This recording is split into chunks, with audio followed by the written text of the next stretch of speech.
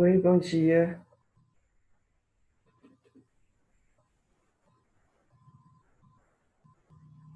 Ver aqui.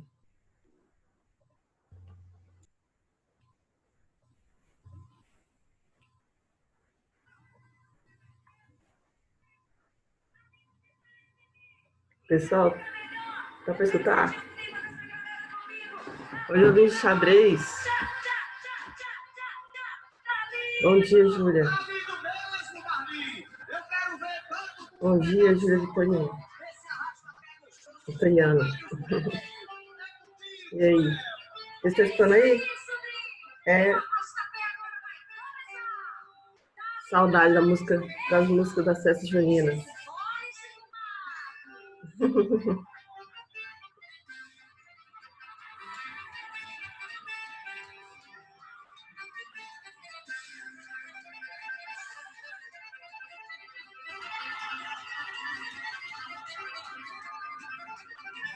É isso aí.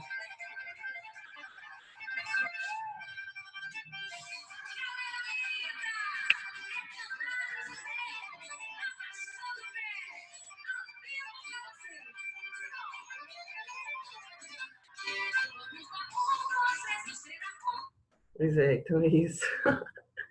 Ai, pessoal, bom dia. Saudades, né, de uma festa junina. E as do planeta sempre eram as melhores, as mais cheias, mais lotadas de gente, mais animadas, né? Não sei se vocês pegaram a fase assim, que tinha muita festa junina top do planeta. Lotava demais, assim, Goiânia inteira ia para lá. Bem, mas hoje vamos lá, né? Nossa última aula do semestre. E depois é férias, não é isso? Semana que vem a aula vai só até dia 30, né? E aí acabou. É só férias, não é isso? Então vamos lá. Então eu vou falar hoje sobre as glândulas endócrinas, vou falar do sistema endócrino e retorno esse assunto lá em agosto, tá? E aí a gente finaliza esse conteúdo em umas 2 semanas e aí a gente começa a genética, tá? Então vai ser agosto, setembro, genética, final, e depois eu vou falar sobre setembro, outubro, e aí a gente começa falando então de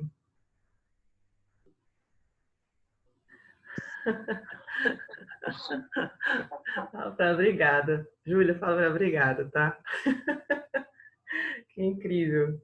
Tá vendo? Por isso que a gente não pode falar nada, não pode fazer nada errado aqui, né? Ainda mais agora que todo mundo está assistindo. Obrigada, obrigada. Bem, então vamos lá. Pessoal, então continuando aqui a fisiologia, e aí eu vou ficar sem o foninho, mas qualquer pergunta eu escuto aqui, tá? Eu acho que eu escuto. E aí você para e volta. Bom, então vamos lá, eu vou trazer o quadro para cá. Se você não estiver enxergando direito, eu posso dar um jeito, acho que dá para melhorar ali ainda, para trocar os papéis e tal. Mas vamos lá, vamos ver o que vai dar aqui. Olha,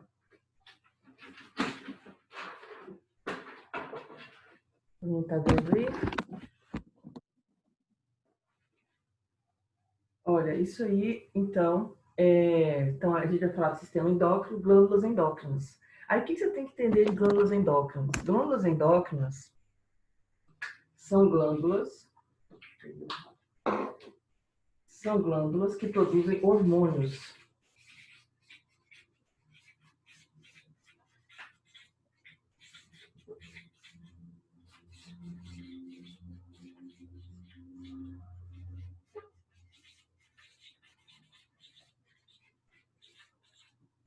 São glândulas que produzem hormônios. E quando fala endócrina, endo é porque está relacionado com dentro, né?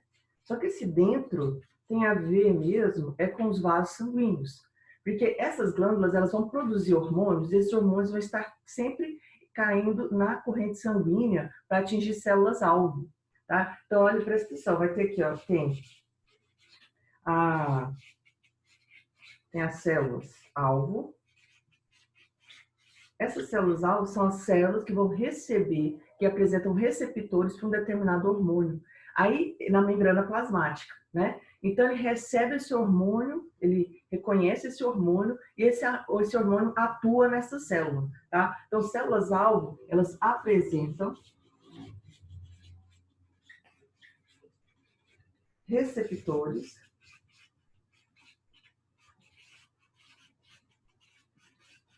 para o hormônio específico.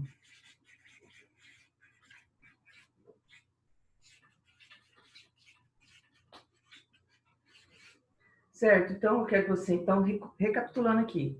Sistema endócrino, a gente estuda as glândulas endócrinas. Endo significa dentro, mas dentro de quê? Corrente sanguínea, sangue. Esse hormônio, porque são hormônios. Os hormônios, eles são transportados através de sangue e vai chegar nas células-alvo. Essa célula-alvo, essas células-alvo são células que apresentam receptores para esse hormônio específico. Então, eu quero que você entenda o seguinte, tem os hormônios que são específicos mesmo, tá? Então, existem hormônios específicos e hormônios gerais. Eu vou colocar primeiro aqui os hormônios gerais. Gerais são hormônios que todas as células necessitam, tá? Então, aqui, ó, todas as células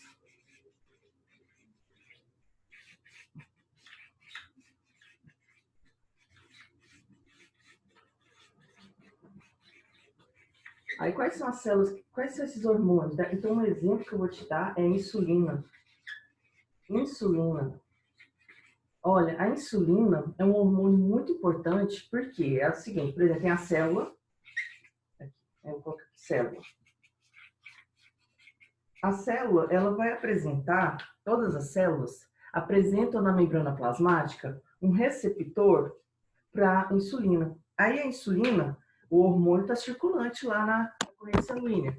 E ele vem e recebe aqui, ó, ele conecta com a membrana plasmática. E aí o que essa célula faz? Ela permite a entrada de glicose. Certo? Então entra glicose. E aí, uma célula pode ter vários receptores para insulina.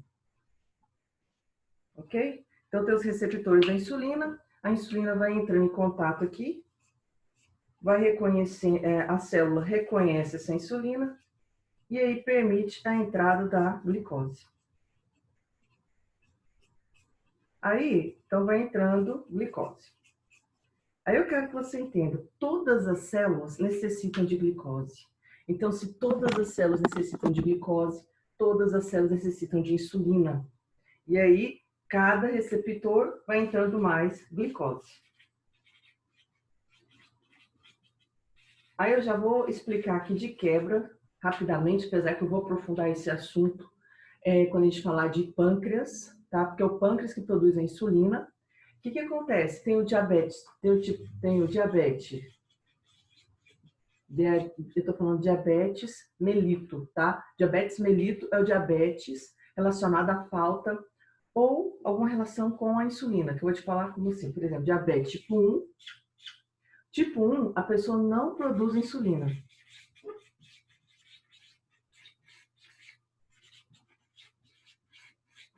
E olha que eu vou te falar, é uma coisa espantadora, que é um espanto, que é o quê? Essa diabetes tipo 1, falam que é genético, mas na verdade é considerada uma doença autoimune. Então, o próprio sistema imunológico combate as células do pâncreas, tá? A pessoa que tem diabetes tipo 1, no pâncreas dela, que é uma glândula, né, que a gente vai estudar, tem as células beta. As células beta produzem insulina.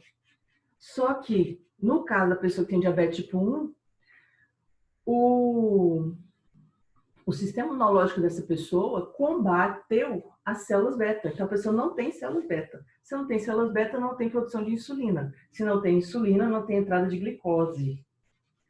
Por isso que a pessoa que tem diabetes tipo 1, ela tem que injetar insulina, tá? Esse assunto é super importante e eu vou te falar por quê.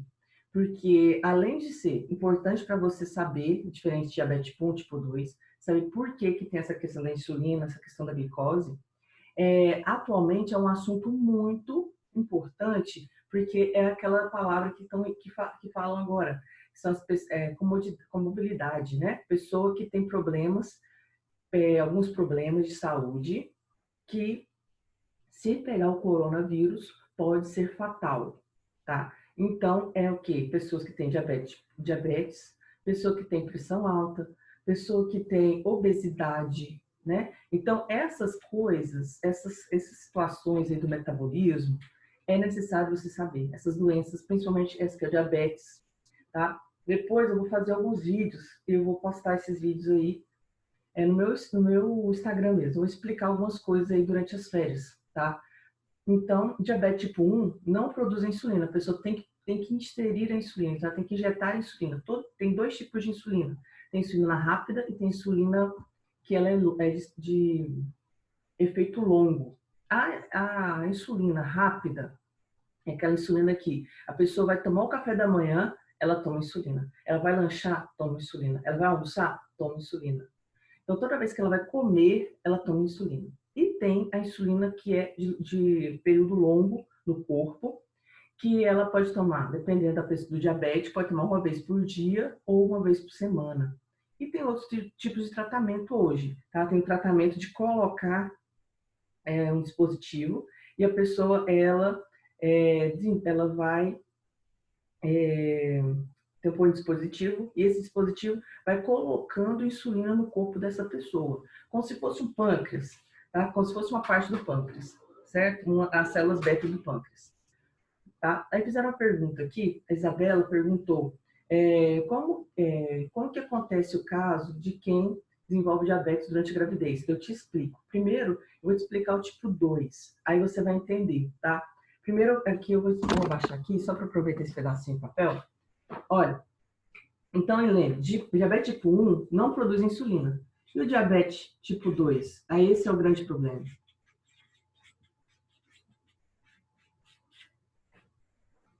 Olha, o diabetes tipo 2 é porque... Por que eu falo que é o grande problema? Porque o diabetes tipo 1, ele é geralmente pessoas jovens, é um problema do sistema imunológico, só que a pessoa não tem controle sobre isso, sabe? Assim, ela não sabe, ela desenvolve essa doença, né? Desenvolve essa doença. Começa a ter os sintomas do diabetes tipo 1 e desenvolve e tem tratamento que é colocar insulina, né? Injetar insulina.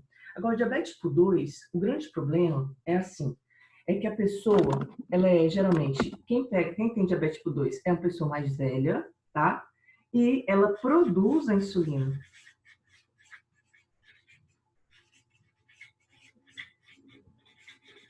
Só que com o passar do tempo, o que vai acontecendo? Vai tendo a redução dos receptores para a insulina.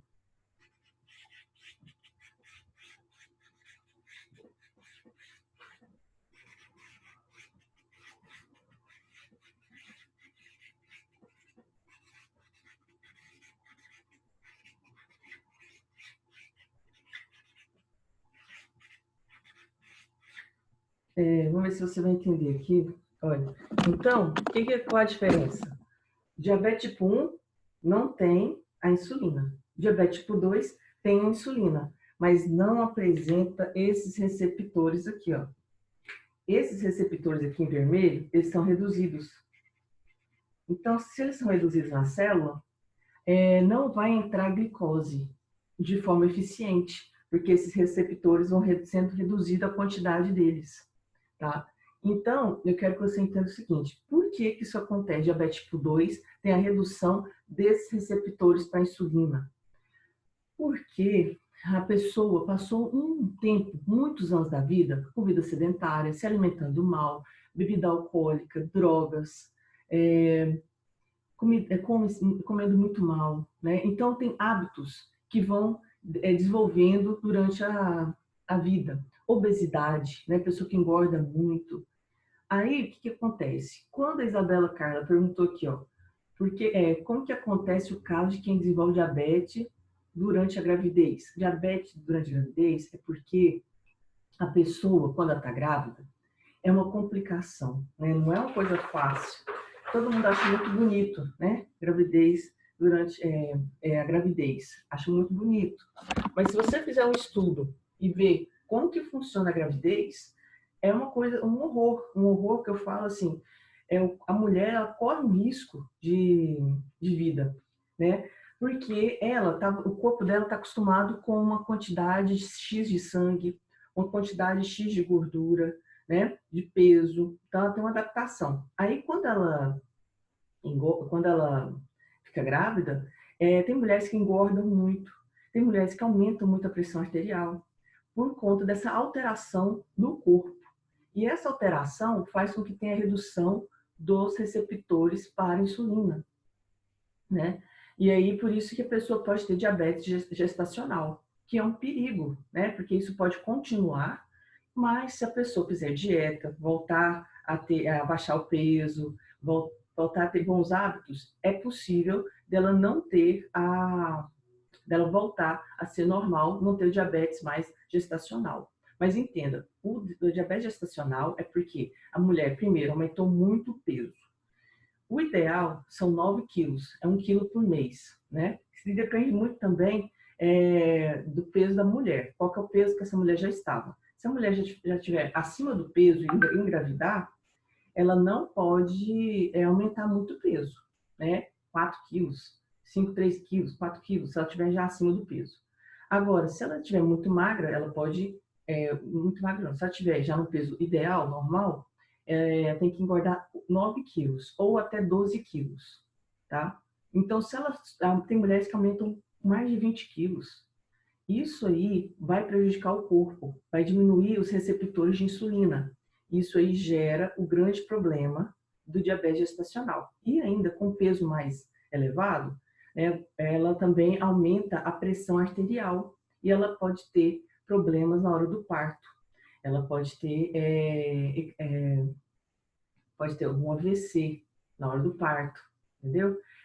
Porque a pressão está muito alta. Então, é muito perigoso. Se engravidar, tem que ter todo o cuidado com a alimentação, praticar atividade física, sabe? Então, não é uma coisa, tem que ter muito cuidado. Beleza, Isabela? Entendeu? Então, é como se fosse diabetes tipo 2. Então, se a pessoa é sedentária, se ela aumentou muito o peso, já gerou obesidade, o peso que ela adquiriu, ela pode diminuir os receptores para a insulina e desenvolver o diabetes tipo 2, que é o gestacional. Ok? Bem, então, vamos lá. Então, eu queria te falar isso, que tem o diabetes. Então, insulina é um hormônio geral, é um hormônio que todas as células do corpo precisam. Então, a insulina aumentou a glicose no sangue, o pâncreas vai produzir essa insulina, e essa insulina ela vai levar a glicose para todas as células, né? E tem alguns hormônios que são específicos, tá? Tem hormônios específicos.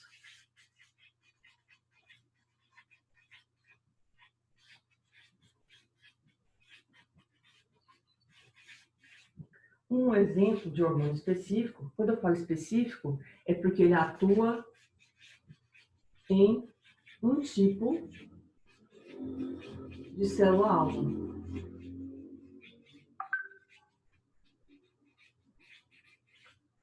Ela atua num tipo de célula-alvo. Então, exemplo eu vou colocar aqui a prolactina.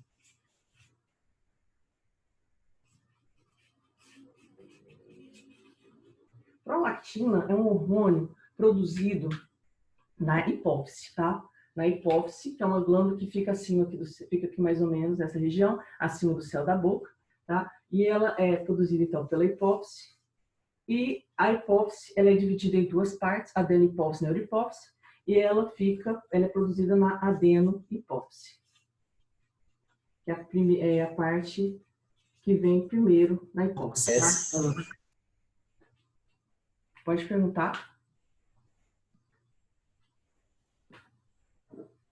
Tem alguma pergunta, pessoal?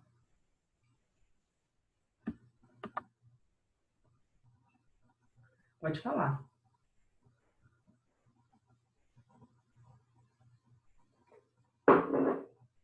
Não?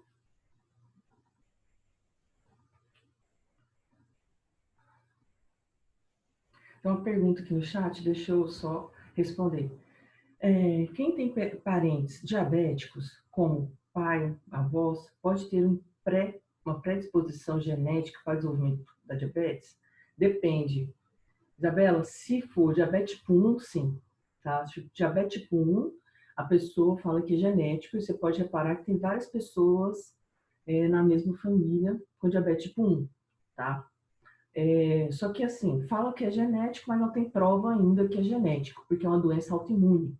Então, tem várias coisas que podem explicar, outras coisas além da genética, pode explicar o diabetes tipo 1, como, por exemplo, uma doença psíquica, né? Um problema psíquico, emocional, que vem sendo passado de geração em geração.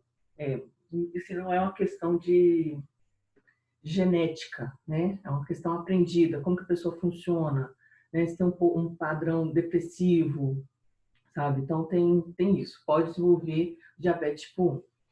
Mas dizem que tem um fator genético, mas é como te falei, não comprova isso. Agora, o diabetes tipo 2 já não é genético, então já vem mais de hábitos mesmo, hábitos alimentares, sedentarismo, obesidade.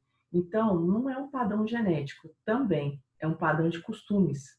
Então, não tem como uma pessoa ter um pai diabético, se for diabetes tipo 2, um pai diabético, avós diabéticos tipo 2 e não desenvolver esse diabetes, porque depende da pessoa. Daí vai ser assim, é a vida toda daquela pessoa, entendeu?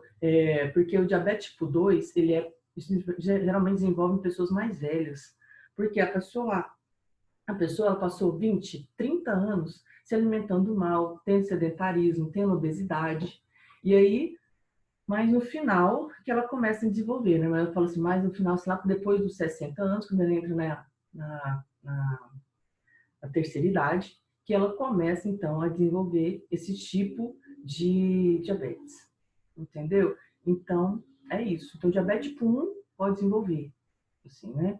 Diabetes tipo 2, se for diabetes tipo 2, tem como ela não desenvolver. Depende da pessoa mesmo, dos seus hábitos. Entendeu? Aí, se ele tem o tipo 1, aí sim, aí pode ser genético.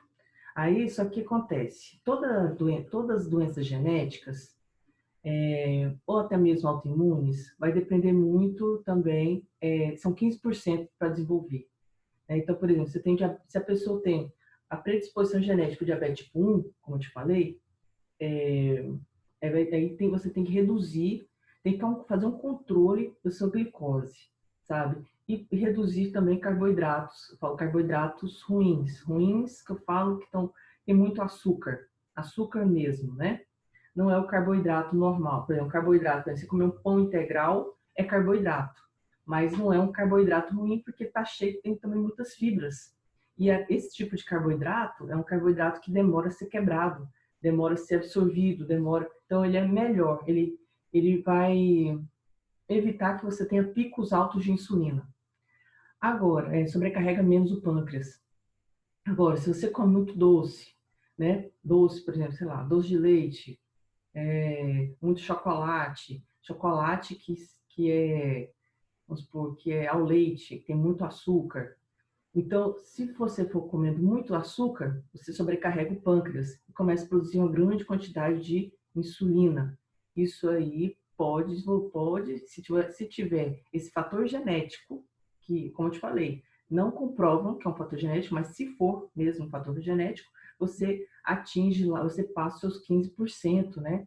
Quer dizer, você entra naquele 15% de chance de desenvolver. Então, depende também dos seus hábitos alimentares.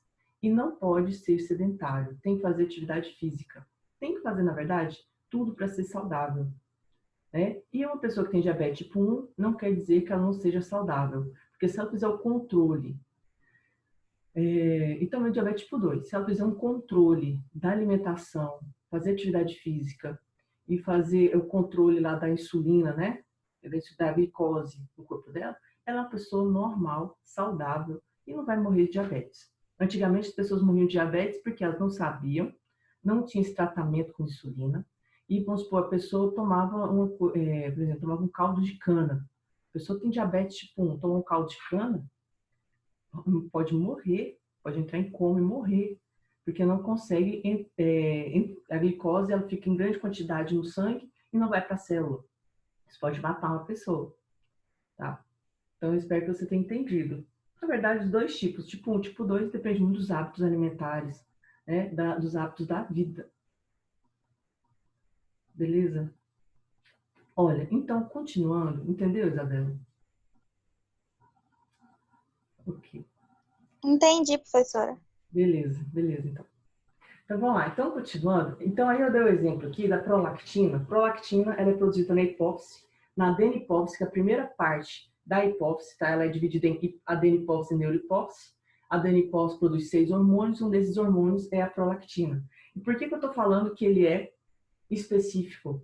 Porque a prolactina, ela atua nas células da glândula mamária.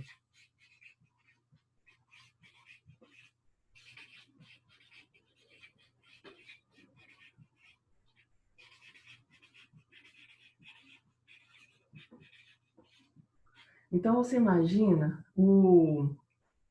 a prolactina, ela sai lá da hipófise, que é essa região aqui, ela é do tamanho de uma ervilha, é a hipófise, produz a prolactina, cai na corrente sanguínea, circula o corpo inteiro, passa pelas células mamárias, certo?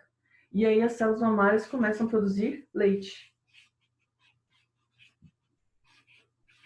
Então, isso aqui é muito específico, porque o leite materno. Então, essas células aqui da glândula mamária, elas produzem receptores para a prolactina.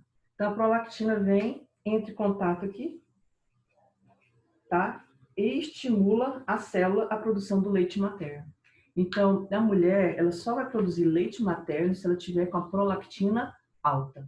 Se não tiver com a prolactina alta, não tem como ter o estímulo para a glândula mamária produzir leite materno, tá? E tem mulheres que quando fica muito alta a prolactina, quer dizer que ela tem algum problema, está tendo algum problema hormonal, o problema é na hipófise. Ok? Bem, então, quais são as glândulas endócrinas? Vamos lá.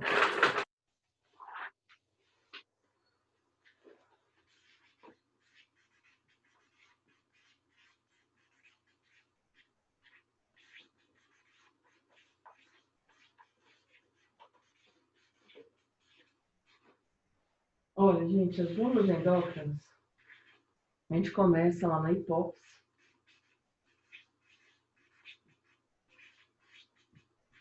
Eu quero que você entenda que é dividida em duas partes, né, como eu te falei.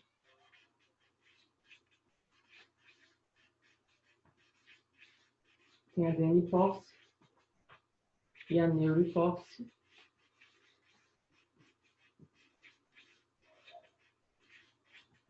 A adenipófise, ela produz 6 hormônios. Então, aqui em cima, aqui do lado, eu vou pôr o número de hormônios, tá? Então, eu vou colocar aqui, ó. Número de hormônios.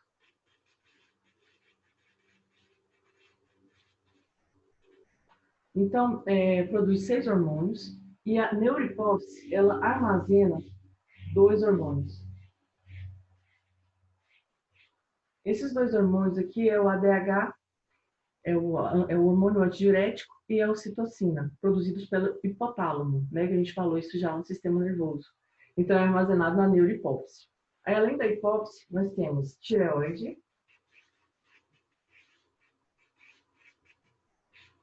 A tireoide, ela produz 3 hormônios, T3, T4 e calcitonina. E ela fica nessa região aqui, tá? Então, ela fica nessa região aqui, a tireoide. E sobre a tireoide, nós temos a paratireoide.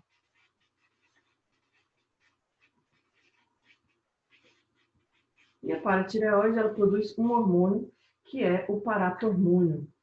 Esse hormônio, ele é antagônico a um hormônio produzido pela tireoide. A tireoide, ela produz T3, T4, que são hormônios relacionados ao metabolismo, e a calcitonina, que ela reduz o teor, né, a quantidade de cálcio no sangue. Você comeu cálcio, esse cálcio vai para o seu sangue e a, a calcitonina pega o excesso de cálcio e deposita nos seus ossos, tá? E a paratireoide produz paratormônio, que ela retira cálcio dos ossos e coloca no sangue. Geralmente isso acontece para alterar o pH ácido que está no sangue, tá? Mas eu vou explicar isso aí bem explicadinho nas próximas aulas, né? Aí depois que tem, ó, tireoide, paratireoide, nós vamos falar do pâncreas. O pâncreas é uma glândula mista, né, porque ela produz o suco pancreático e ela produz dois hormônios, que é a insulina e o glucagon, que também são antagônicos. A insulina coloca glicose no sangue e o glucagon aumenta a glicose no sangue, tá? Aí tem também as adrenais. Adrenais ou suprarrenais, tá? São 4 hormônios principais. A gente vai falar do cortisol, da aldosterona, da adrenalina, da noradrenalina. Tá? Eu vou falar aqui nessas adrenais, ok? Além das adrenais, nós vamos falar também dos ovários, que produzem 2 hormônios, que é a progesterona e o estrógeno. E nós vamos falar dos testículos, que entra aqui a testosterona. E aí, quando a gente entrar nos ovários e nos testículos, eu vou falar também do sistema reprodutor, apesar que a gente já falou do sistema reprodutor, né? Então, a gente vai dar uma pincelada no sistema reprodutor e vai finalizar esse conteúdo de fisiologia humana. Ok? Alguma dúvida até agora? Não? Então, vamos lá. Então, eu vou falar agora da hipófise.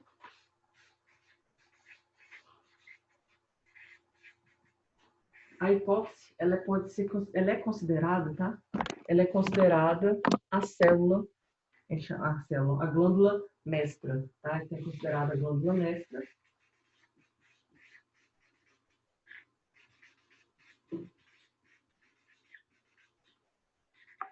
Ela é considerada a glândula mestra porque ela produz hormônios que controlam outras glândulas, tá? Então, produz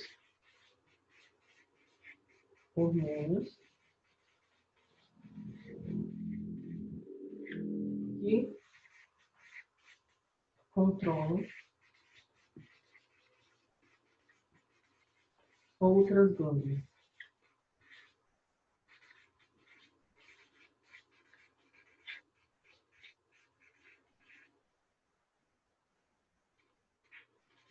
Tá? Então, por exemplo, e outra coisa, só que ela é controlada, tá? A hipófise, ela produz hormônios que controlam outras glândulas.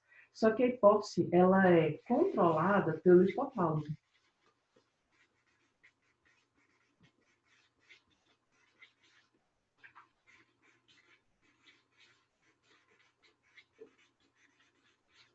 E eu quero que você entenda que como que o hipotálamo controla a hipófise? Através de hormônios, tá? Então, eu coloco aqui, ó, tem hormônios que estimulam a hipófise e hormônios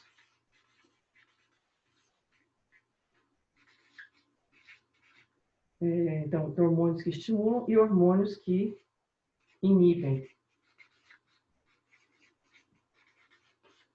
Então, hormônios que estimulam a hipófise, por exemplo, isso aí depende muito do momento que a pessoa está vivendo, né?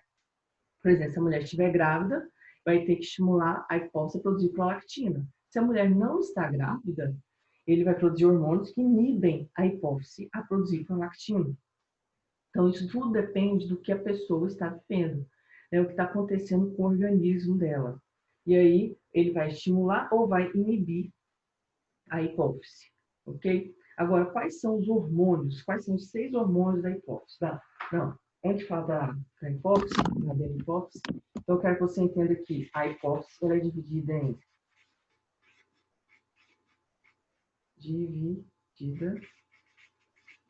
adenihipófise, deixa eu escrever lá, né? Que é a parte anterior. Eu já te falei que ela produz 6 hormônios. E a neurohipófise,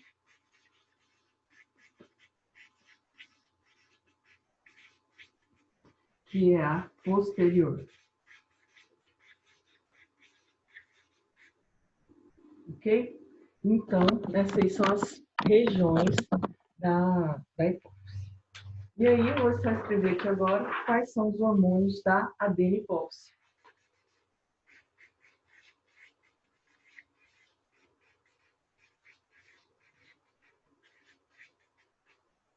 Então, o primeiro hormônio que a gente vai estudar vai ser o GH, que é o hormônio de crescimento.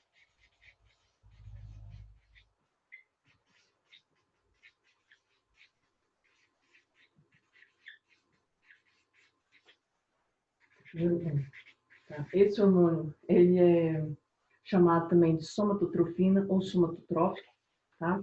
Vai ser chamado de somatotrofina ou somatotrófico. Ok? Por que tem esse nome? Primeiro, GH, porque é uma sigla em inglês, né? Que tem a ver com grow hormone. Então, é um hormônio de crescimento. Só que aqui é em português o que significa esse hormônio, né? Somato é porque ele está relacionado com células somáticas. Trofina, toda vez que termina aqui trofina, são hormônios que estimulam outras glândulas ou outras partes do corpo. Tá? Então, esse somatotrofina, somatotrópico, é porque esse hormônio ele estimula células somáticas, que são as células 2N, né? Retirando as células, o óvulo e o espermatozoide, todas as outras células do nosso corpo são somáticas, né? São 2N. Então, por isso que entra... Então, esse hormônio vai estimular todas as células somáticas. Aí eu vou te explicar depois lá em agosto, mas se está falando rapidamente, ela serve para regular a mitose, que é a multiplicação celular, né? Regeneração de tecidos, aumento de massa magra, né? Por isso que tem muitas pessoas que usam GH como bomba, porque aumenta o hormônio, estimula a produção de testosterona, estimula o aumento de metabolismo, por isso que a pessoa emagrece quando injeta GH, né? E tem a questão também do GH estar relacionado realmente com o crescimento, né? Então a gente produz uma grande quantidade de GH durante a infância, vai reduzindo essa produção de GH, mas a gente sempre produz GH. E o GH ele é produzido de madrugada, na verdade a partir das 11 horas da noite. Mas o pico dele é por volta das 2 horas da manhã.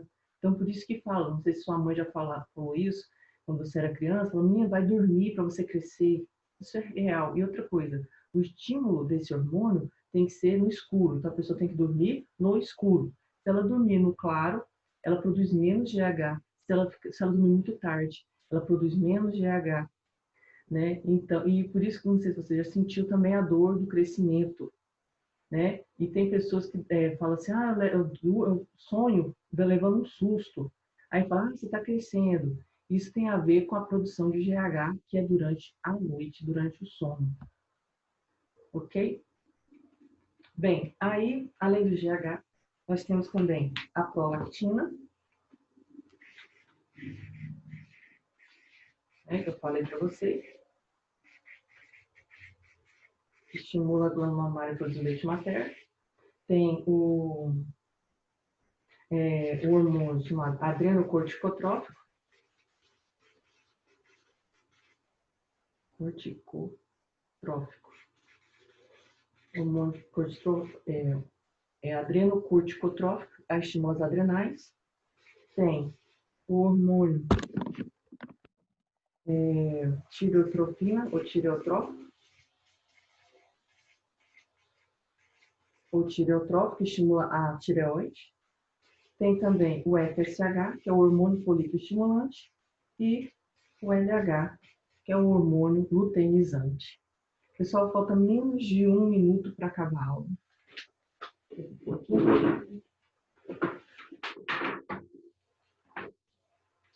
Bem, pessoal, não sei como que vai ser, né, agora nessa volta em agosto.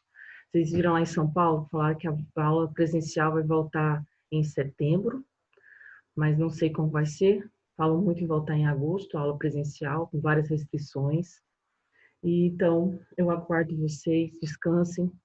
Se puderem, estudem, né?